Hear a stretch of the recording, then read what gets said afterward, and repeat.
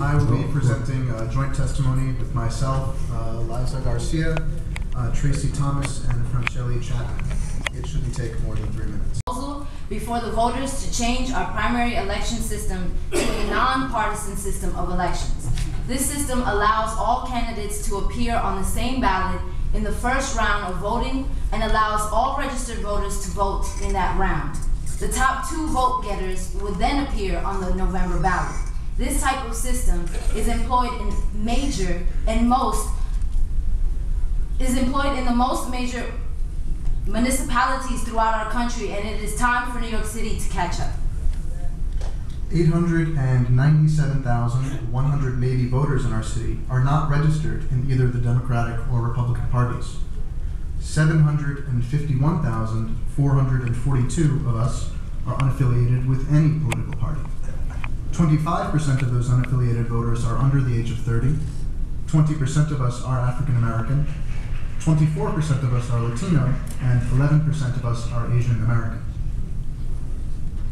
We want the right to vote in the primaries for City Council, Mayor, Public Advocate, and Controller.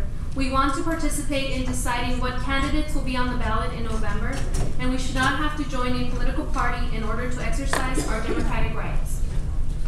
Commissioners, I would like to present you with this open letter from 1,084 young New York City voters.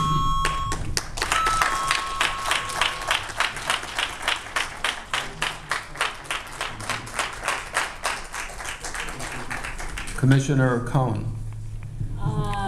Yes, I have a question for the second speaker. I think your name was Liza, the former Californian, right? Yes. And is the previous witness still in the room? Is Mr. Rushinoff still here? Okay, I see the lady from Massachusetts. So I'd like to know where in California you voted and how it worked, since you told us that it worked. Sure. Well, I lived in Sacramento, California, which is the capital of California, and really the way it worked is that all of the people who are running for office are placed in a general ballot, and then the voters go on a first run and vote for whoever they want, and then the top 2 get placed on a run-up of election, and then the voters get to decide. Okay, so there are a bunch of different mechanisms that places could have. For I think the lady from Massachusetts had talked about being an independent, but being able to vote in a party primary, and you're talking about something kind of more of a kind of runoff scheme. But in any case, it did ultimately yield elected officials? That's correct. And is there any reason that any of us think that that couldn't happen in New York? I'm actually really, I have to say that nonpartisan elections is not one of my issues on this commission, but I know that I have been struck in these hearings at the range, extent, and passion of testimony on this subject. And I think that while the commission may very well ultimately decide not to put something about this on the ballot, it would be seriously remiss of us not to explore it, considering the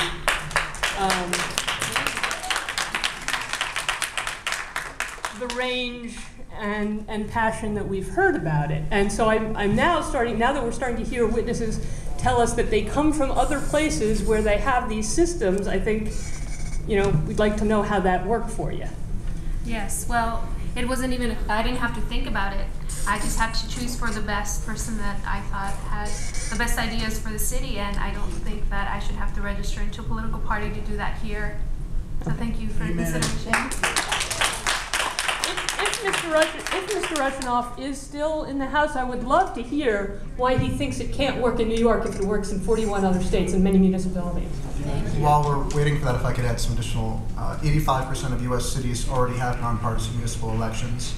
Washington State already has municipal elections for their statewide elections, and California will have an initiative on the ballot this summer to implement the same thing, Proposition 14.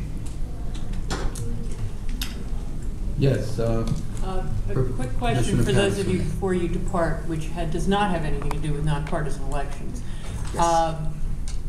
One of the things that keeps being mentioned is that voters, particularly younger voters, are disengaged from the process. where do you, and you obviously are engaged in and interested in politics, where do you and your contemporaries get access to local news? Where do they find out who's running, what the issues are, and so on? Because I know you don't read the same newspaper as I do.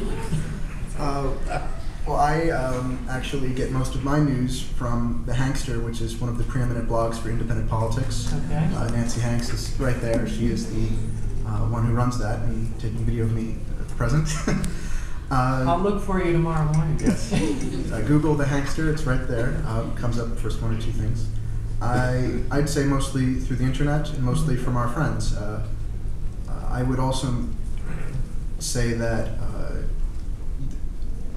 and a lot had been said that the hearings had not been publicized. There hasn't been a lot to do that, but yet New York One, the newspapers, they haven't done anything to publicize this. They have so much power to bring people here, and yet they have chosen for whatever reason to not do that.